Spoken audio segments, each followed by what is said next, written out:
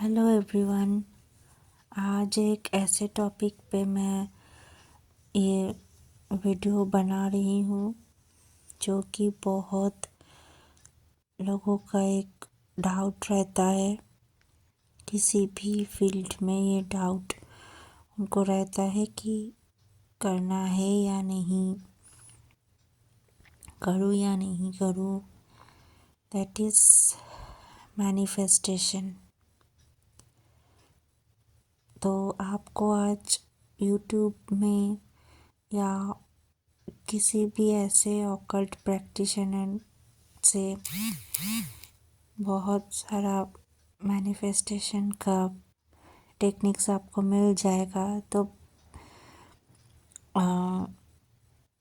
होता क्या है कि हम ना, जब हमको कोई चीज़ चाहिए होता है, हम बहुत कंफ्यूज्ड हो जाते हैं कि यहाँ पे हम मैनिफेस्टेशन कोई टेक्निक अप्लाई करें या ना करें। अगर करें तो कौन सा कितना सारा करें। तो और अगर देखा जाए तो कुछ लोगों को ये बहुत जल्दी रिज़ल्ट देते हैं और कुछ लोग कहते हैं कि अरे मैंने भी तो किया था या की थी लेकिन मुझे कोई रिज़ल्ट ही नहीं दिखा, ये काम नहीं करता, ये सब बोलते रहते हैं।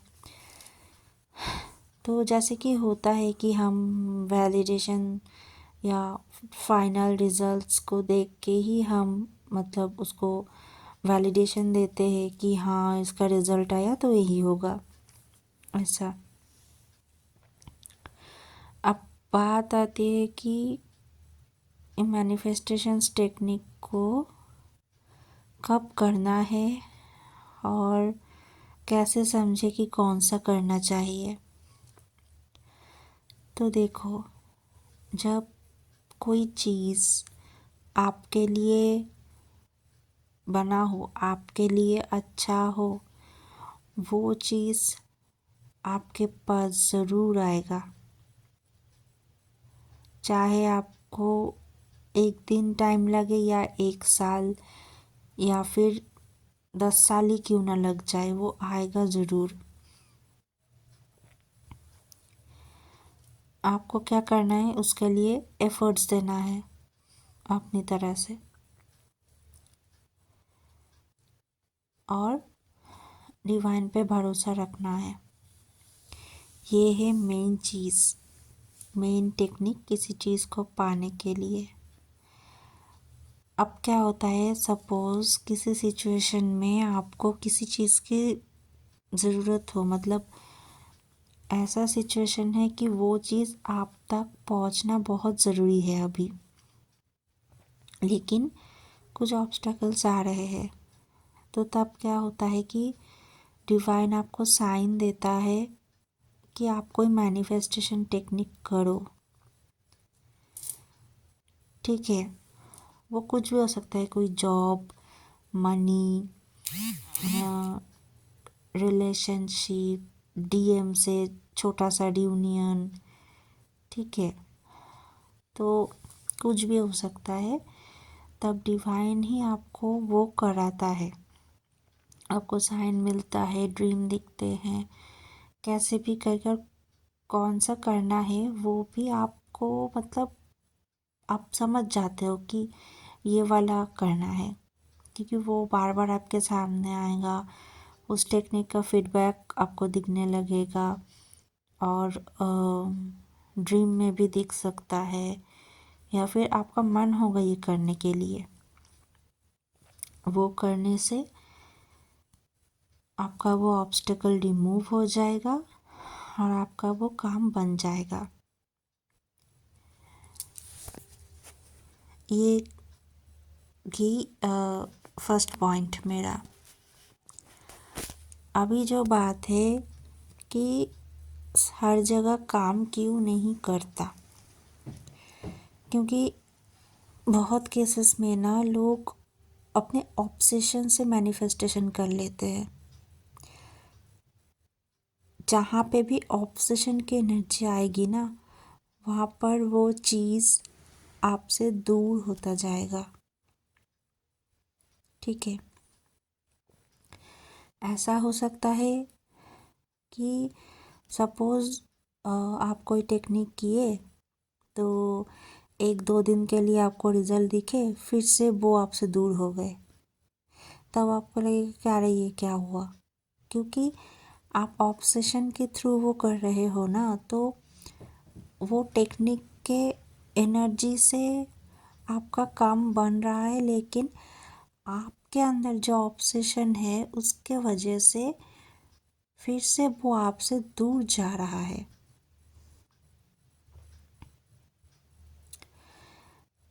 मैं एक एग्जांपल देती हूँ कि जैसे बहुत से ऐसे डीएफ होते हैं कि वो जब पूरी तरह से अवेकन नहीं होती या जाने में बस शुरू शुरू में आते हैं, तो उनका डीएम को लेके बहुत ऑब्सेशन होता है कि किसी भी तरह उनका मैसेज आ जाए, वो कोई कॉल कर ले या मेरे पोस्ट पे लाइक्स वगैरह कर दे। ठीक है, ये घबराने वाली बात नहीं है, नॉर्मल है, होता है, लगभग सभी डीएफ को ही होता है। तो यहाँ पर अगर आपको कोई मैनिफेस्टेशन प्रोसेस दिख गया और आपने सोचा कि चलो ये कर लेती हूँ, फिर तो मेरा रियूनियन हो जाएगा, एक बार रियूनियन हो जाए फिर मैं संभाल लूँगी कैसे भी करके। तो यहाँ पर क्या हुआ कि आप हील नहीं हुए हो, आप बस आउट ऑफ ऑब्सेशन ये कर रहे हो, आउट ऑफ चेजिंग ये कर रहे हो। तो क्या होता है कि हाँ, मे बी 1-2 दिन या थोड़ा सा टाइम के लिए डीएम आपसे बात करेगा, लेकिन फिर वो दूर चला जाएगा। और ऐसा भी हो सकता है कि उस टाइम जब फिर से वो नो कांटेक्ट करे ना, तो वो बहुत तगड़ा सा ट्रिगर आपको दे के नो कांटेक्ट करे, ताकि आप समझो कि आपको वो चेजिंग के एनर्जी से बाहर आना है। जैसे आप सब जानते हो कि महादेव की ध्यान को भंग करने के लिए माँ पार्वती ने कामदेव जी और उनके पत्नी रति जी की मदद ली थी। तो वो खुद भी बहुत अच्छे से तैयार होके गई थी कि वो लोग महादेव की वो मेडिटेशन को भंग करेंगे और आँख खुलते ही महादेव उनको वैसे अच्छे से दिख कर लाइक उनको अच्छा लगेगा, उनको प्यार आ जाएगा। क्योंकि माँ पार्वती तब अपने बारे में अवेकन नहीं थी, उनका 3D सेल्फ उनसे ऐसे करवाया था। और इसका भी एक रीज़न है ताकि आगे जाके लोगों को इससे गाइडेंस मिल सके। और उसका रिज़ल्ट तो सबको पता है, महादेव जब आंखें खोले तो उनका थर्ड आई ओपन होते ही आग निकल गया और कामदेव जी को भस्म कर दिया, और रति जी ने माता को श्राप दे दिया। तो क्या हुआ, वो उनका यहाँ पर पार्वती माँ की इंटेंशन तो पॉजिटिव थे, लेकिन उनका तरीका गलत था। उनकी एनर्जी उस टाइम चेजिंग एनर्जी थी, इसीलिए सिचुएशन उल्टा हो गया और उन पे ही भारी पड़ गया। महादेव जी गुस्सा हो गए और महादेव को पता था सब कुछ, लेकिन तब वो मतलब माता को यही समझाने की ट्राई कर रहे थे कि ऑब्सेशन से नहीं होता है सब कुछ, तुम पहले जागो, खुद को पहचानो, मैं ज़रूर आऊँगा टाइम आने पे।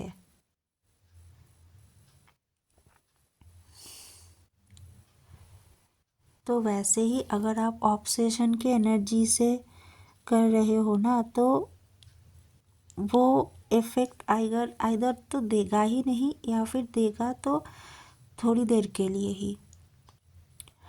इसीलिए ना जो लोग ट्विन फ्लेम जर्नी पे है उनको पता होगा कि डीएम पर कोई मैनिफेस्टेशन टेक्निक या कुछ भी ना, मतलब वैसे रिजल्ट नहीं देता।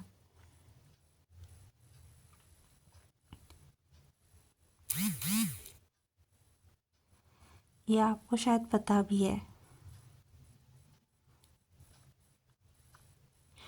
और पॉइंट नंबर 3 इज़, कुछ लोग ऐसे देखते हैं कि ऐसे एक्सपीरियंस करते हैं कि वो बहुत ही मतलब स्ट्रॉन्ग मैनिफेस्टेशन टेक्निक कर चुके होते हैं, लेकिन उनको कुछ रिजल्ट नहीं मिलता।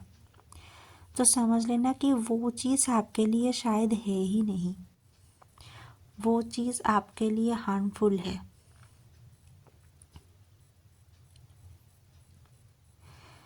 या फिर अभी वक्त नहीं आया कि वो आपको मिल जाए। अगर वो चीज़ आपके लिए है, आपने कोई टेक्निक की है और उस टाइम आपको वो नहीं मिला, तो घबराने की बात नहीं, वो ज़रूर आपको टाइम आने पे मिल जाएगा। तो कुछ लोगों को एक और एग्जांपल मैं देती हूँ कि सपोज़ कोई हीलिंग जर्नी पे है, कोई स्पिरिचुअल जर्नी पे है, उनको कोई प्रॉब्लम आई है, कुछ भी हो सकता है, job related, money related, family issue, ठीक है। तो बहुत से लोग ऐसे सोचते हैं कि मैं ये कर लूँ, वो कर लूँ, फिर मेरा प्रॉब्लम सही हो जाएगा। लेकिन जब तक आप उस इशू पे काम नहीं करोगे, हीलिंग नहीं करोगे, तब तक आप कुछ भी कर लो, आपको परमानेंट रिजल्ट नहीं दिखेंगे। Mark my word, permanent result. तो ऐसे काम करता है मैनिफेस्टेशन टेक्निक्स।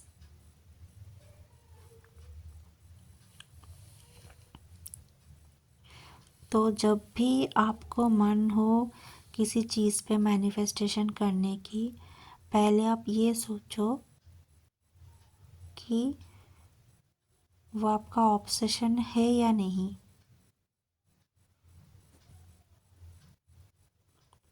अगर आप समझ नहीं पा रहे हो, तो आप ऐसा देखना कि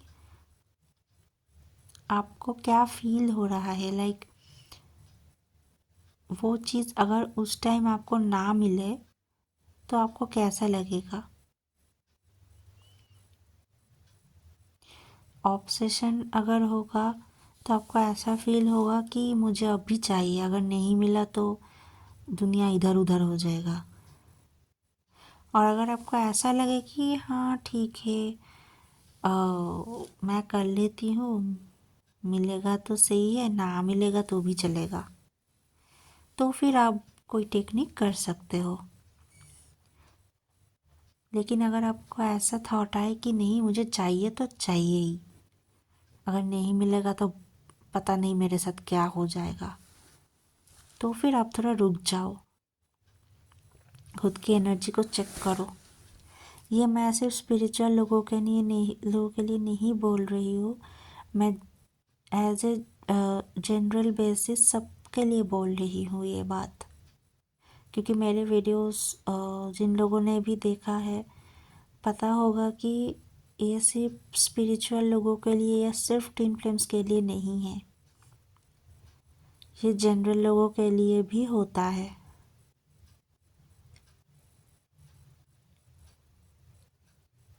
तो आई होप आपको समझ आ गया होगा कि कहाँ कहाँ आपको मैनिफेस्टेशन टेक्निक्स आप अप्लाई कर सकते हो और कहाँ आपको रुक जाना आपके लिए सही होगा। कोई डाउट हो तो आप कमेंट सेक्शन में पूछ सकते हो। Thank you so much. Radhe Radhe.